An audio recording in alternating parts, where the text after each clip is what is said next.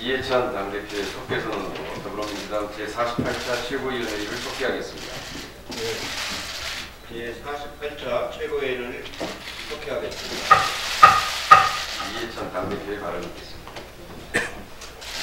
네, 올해가 굉장히 의미가 있었던 해인데 오늘이 마지막 날인 것 같습니다. 오늘 국회 운영위원회에서 마지막 운영위원회가 소집이 돼서 10시부터 회의가 열릴 예정이라서 오늘 최고위원회를 좀 빨리 진행하도록 하겠습니다. 지난 금요일 당 전국 장애인위원회 발대식 수차 과정에서 제가 부적절한 표현을 해서 장애인들에게 대단히 죄송하다는 말씀을 다시 사과를 드리겠습니다. 저는 그런 뜻으로 말씀드린 건 아닌데 결과적으로 장애인들이 마음에 상처를 입었다면 다시 한번 죄송하다는 말씀을 드리겠습니다.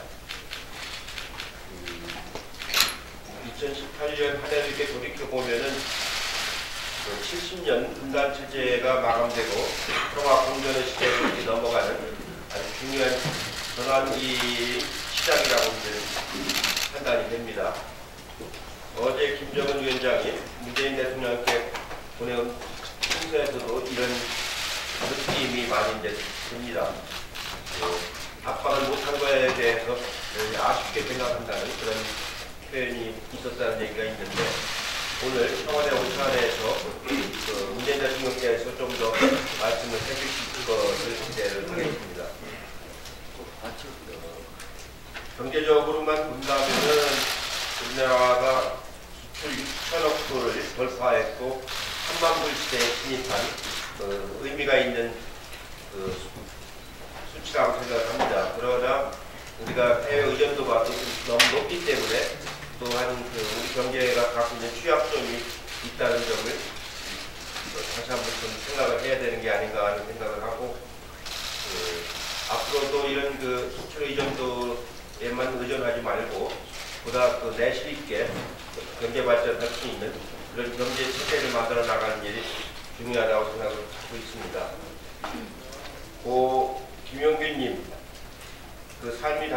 사회안전보건법, 또 윤창훈님이 남긴 도로교통법을 비롯해서 여러 가지 중요한 법들을 이번 정기회로 잘 처리를 했습니다. 그동안 아주 협정을 하고 수고하신 원내대표단님께 다시 한번 격려의 박수를 한번 보내주시기 바랍니다.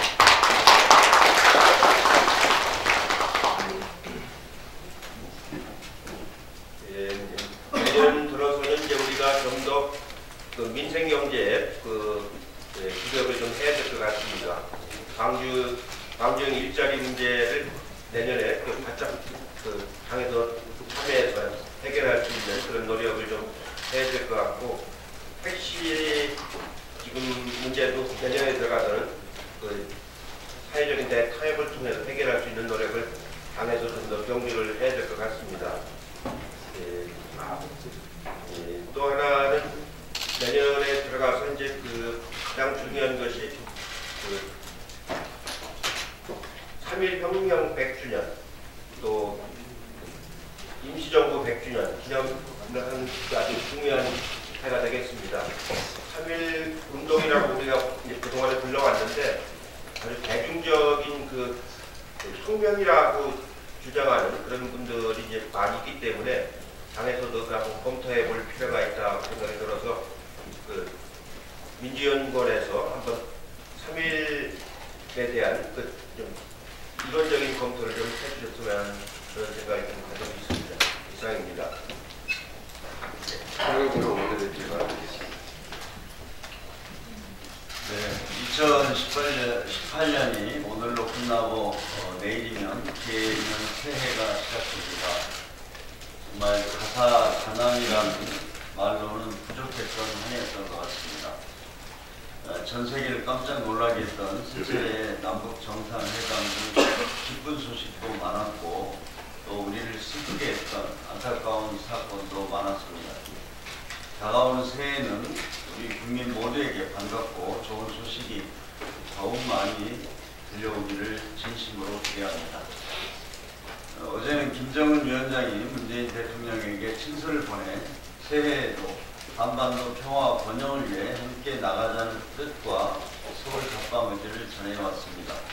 한반도 평화의 꿈이 새해에는 반드시 이루어질 것이라는 기대를 하게 됩니다. 경제 분야에서도 어려운 국제 경제 환경 속에서도 우리나라 연간 수출액이 사상 처음으로 6천억 달러를 돌파했다는 반가운 소식이 있었습니다. 수출 6천억 달러 돌파는 미중의 무역 충돌들 어려운 상황 속에서도 전 세계에서 7번째로 달성한 대기록입니다. 새해에는 국민이 특히 어려운 사람들이 체감할 수 있는 경제 성과가 더 많아지길 바랍니다. 그리고 새해에는 더욱 생산적인 국회, 대화와 타협을 하는 상생의 국회를 만들도록 하겠습니다.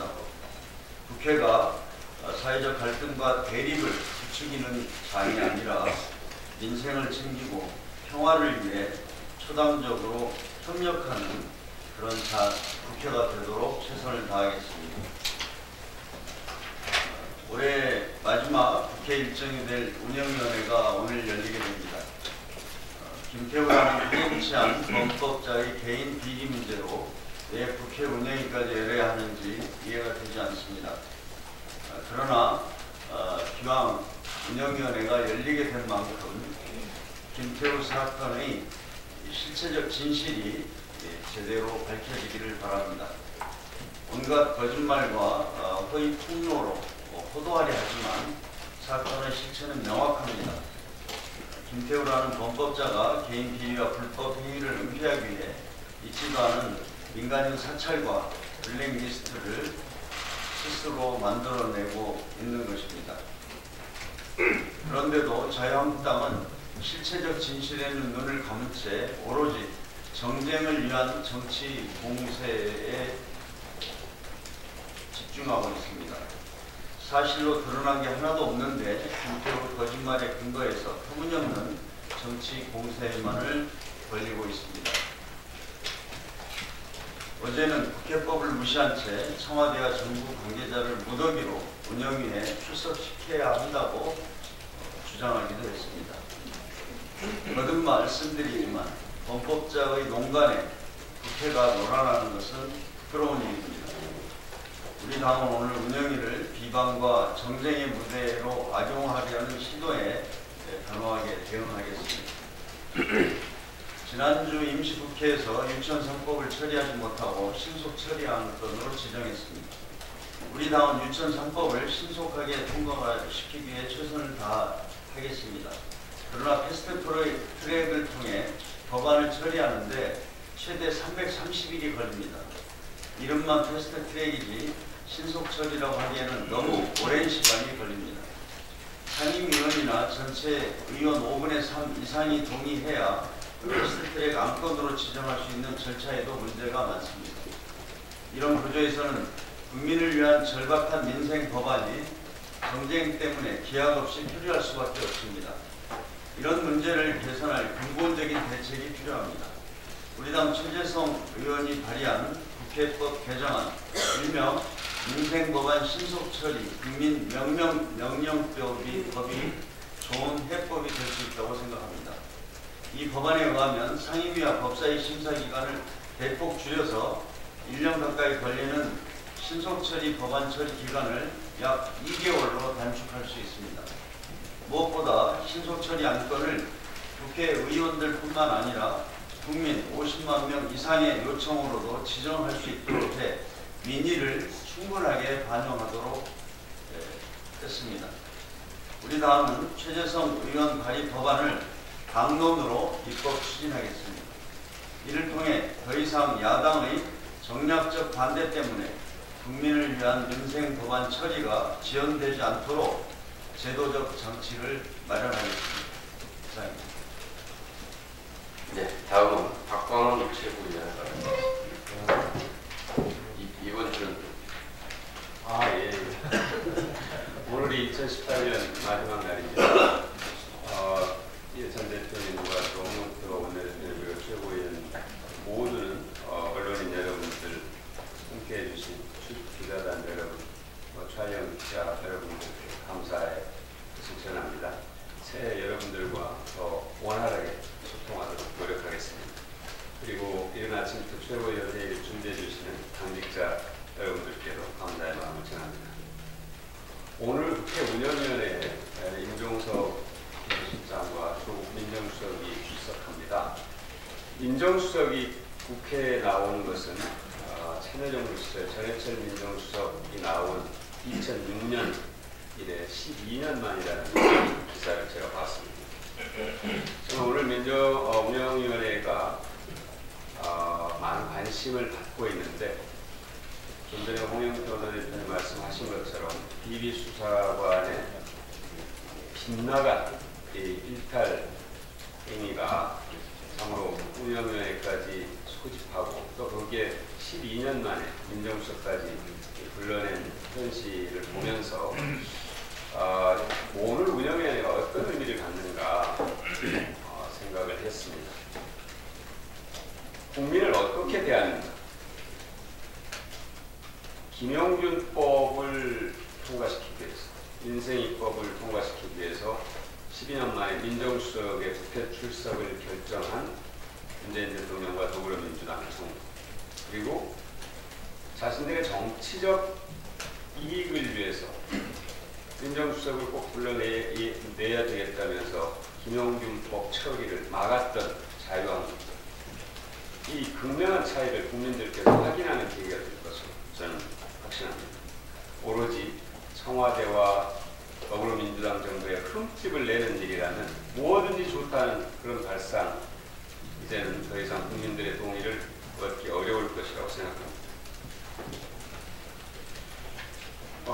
김경수 지사에 대한 특검의 기용이 과도하다는 그런 이제 얘기들이 있는데 대단히 특검의 정치적 구형이다, 이런 지적들이 많이 있습니다.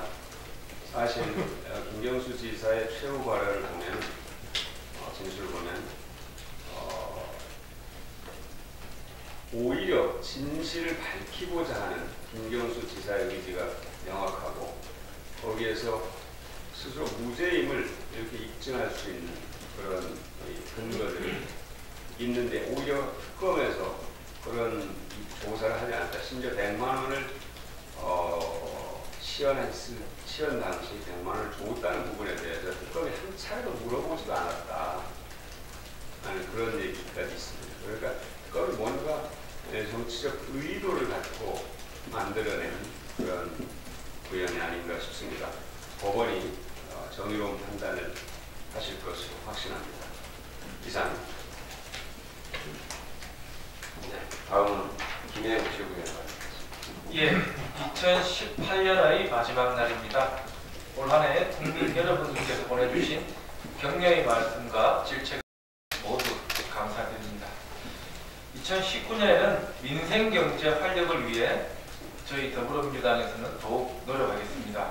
특히 청년 일자리 창출은 국가의 미래가 달린 중요한 문제입니다.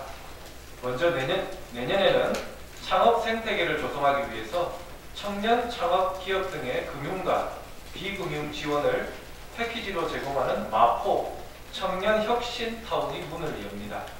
또 창업 벤처 기업들이 크라우드 펀딩으로 모집할 수 있는 자금도 7억 원에서 15억 원으로 확대하기로 했습니다. 기업 투자 활성화에도 15조 원을 투입할 예정입니다. 민간 투자 활성화와 일자리 창출로 이어지도록 노력하겠습니다. 중소기업의 일자리 창출 촉진을 위해서 일자리 창출 고용 유지, 중소기업 인재 육성 기업을 우대 지원하는 일자리 창출 촉진 자금도 3천억 원 신설됩니다. 최근 1년 내 청년 근로자를 30% 이상 고용한 기업, 청년 추가 고용 장려금 지원 사업 참여 기업들이 그 대상입니다. 청년을 정규직으로 고용한 중소기업에게 일정 한도 내에 임금을 지원하는 청년 추가 고용 장려금 사업도 올해보다 2배 늘어난 6,745억 원을 배정했습니다. 이외에도 청년들에게 가장 급한 주거 문제를 해결하기 위해서 청년 우대용 주택 청약 종합저축의 가입 연령을 만 34세로 확대하고 부모님과 같이 사는 청년들도 가입할 수 있도록 했습니다. 일자리 창출 외에도 주거 지원 등 청년들의 고통 경감에 더불어민주당이 앞장서겠습니다. 마지막으로 여야가 합의해 발의한 청년기본법이 국회에서 6개월째 풀이하고 있습니다. 내년에는 반드시 청년기본법이 통과되어 교육, 결혼, 주거, 고용 등 청년의 삶을 개선하는 종합적인 정책을 마련하고 추진할 수 있기를 기원합니다. 여야 의원 모두의 각별한 관심과 노력을 부탁드립니다. 이상입니다. 이수진 최고위원.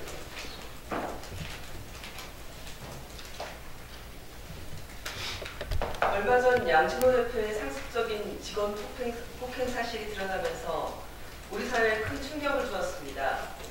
그런데 지난 29일 또다시 유사한 사건이 발생했습니다.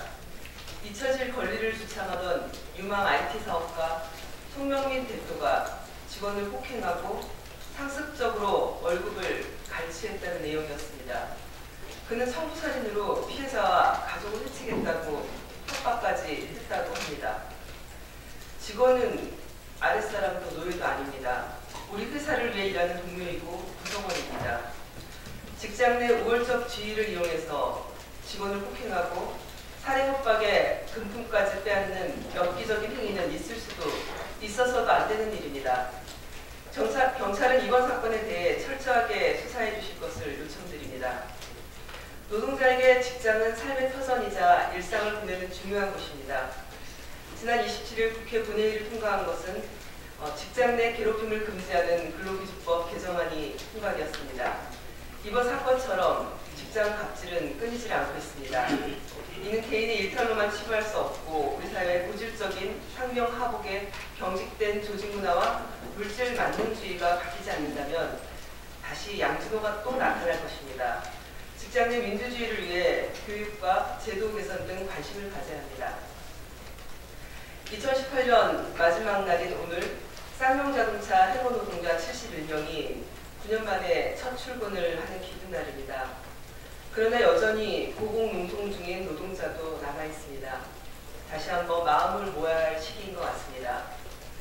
어느 해보다 노동 이슈들이 많았던 한 해였습니다. 최저임금 인상, 노동시간 단축, 또 채용비리 문제, 경제사회 노동위원회의 사회적 대화 시작, 공공부문 비정규직 정규직 전환, 삼성전자 부당노동행위, 직장 갑질, 산업안전보건법의 통과.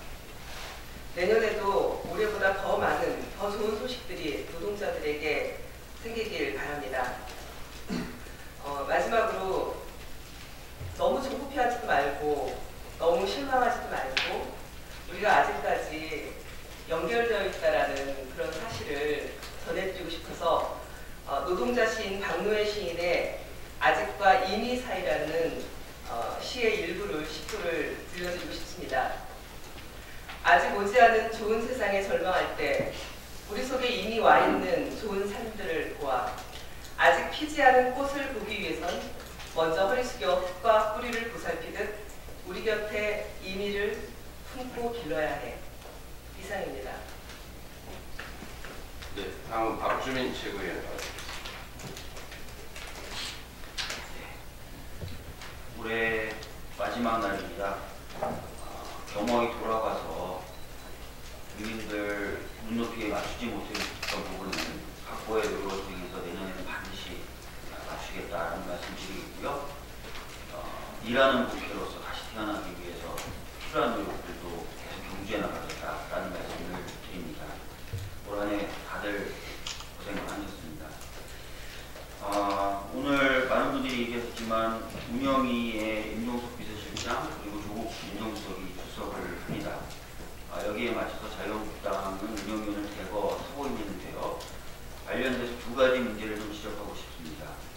먼저 새로 보임된 강효상, 김도욱, 전희경 의원은 다들 아시다시피 지난 2월 20일 날 검찰을 직접 방문해서 임종석 비서실장과 조국 민정수석을 고발한 분들입니다. 고발을 주도한 분들이 피고발인이 출석하는 상임위원회에 보임해서 고발 내용과 관련된 질의를 하는 것이 과연 공정한 것인가에 대해서 의문을 가지지 않을 수 없습니다. 뿐만 아닙니다. 기존 자유한국당 운영위원들은 다 아시다시피 운영위의 예산으로 해외 출장을 다니셨죠. 그러고 나서 막상 진짜 운영위원회가 열리니까 사임하셨습니다. 국민들이 보시기에도 이 부분은 납득이 안 되실 겁니다.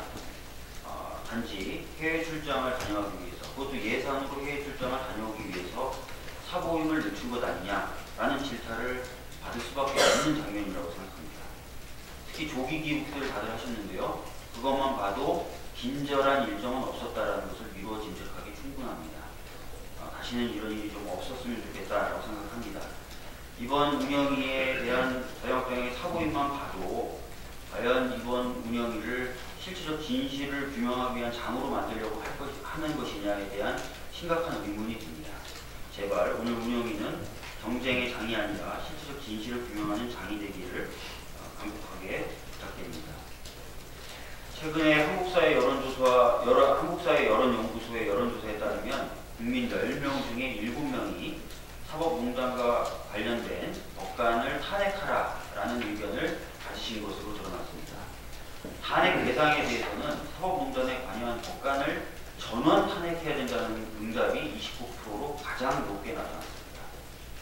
사법부에 대한 국내 신뢰가 얼마나 낮은 수준인지 드러난 것이자 사법부의 신뢰 회복 기간으로 사법농단과 관련된 법관들에 대한 탄핵이 적절하다고 국민들은 생각하고 있다는 것이 이번 여론조사 결과에서 드러났다라고 생각이 듭니다.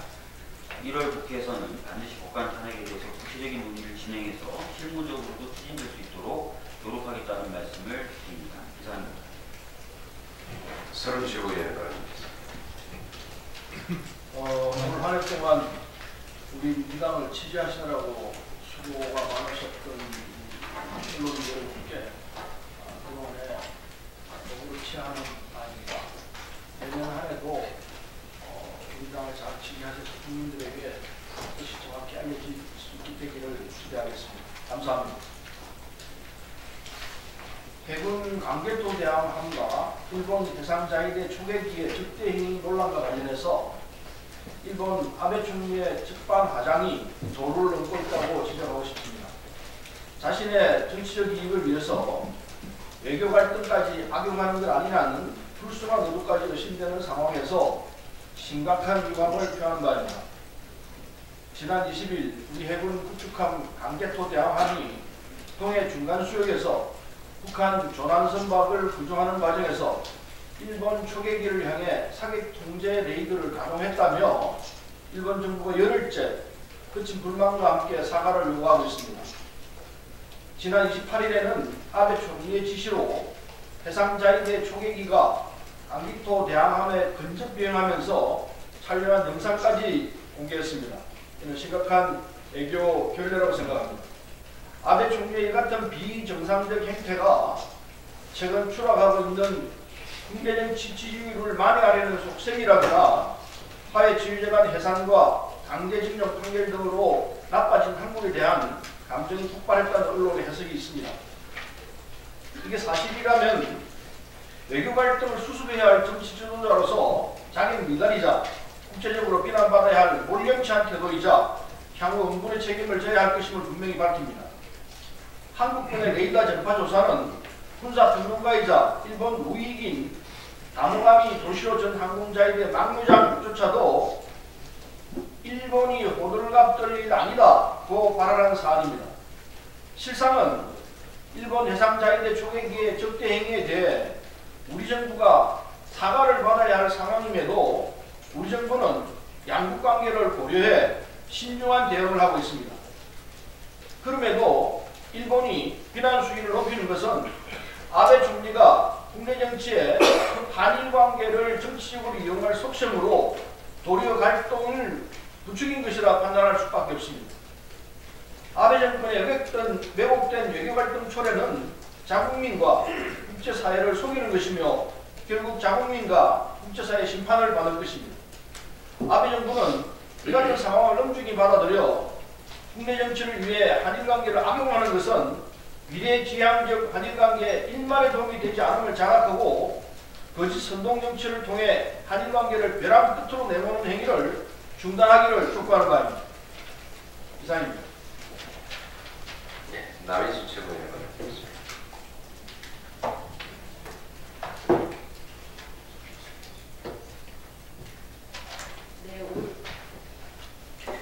네, 올 한 해 더불어민주당과 함께해 주신 국민 여러분, 그리고 당원 동지 여러분, 그리고 함께해 주신 언론 여러분께 다시 한번 머리 숙여 감사를 드립니다.